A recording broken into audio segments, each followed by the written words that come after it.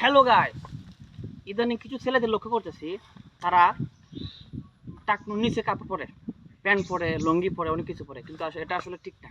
আমি অনেকদিন যাবৎ গুলিশানে আছিলাম, গুলিশান ঢাকার যে গুলিশানটা ওইখানে মানুষ সবসময় টাকনুর উপরে কাপড় পরে, ঠিক আছে? এটা কি?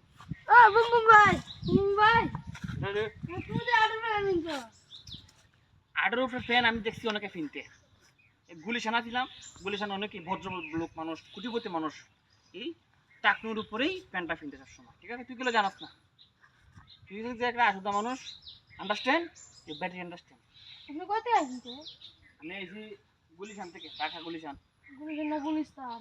হ্যাঁ, গুলিস্তান। কইতে ভালো ভালো লাগবে। আচ্ছা, আরো তাড়াতাড়ি করা লাগবে, আরো তাড়াতাড়ি করা লাগবে। 40 সেকেন্ড শেষ করা লাগবে। চল কর। তাড়াতাড়ি কই নেবে, তাড়াতাড়ি কই নেবে, কইলে গেল যা জায়গা যা জায়গা যা।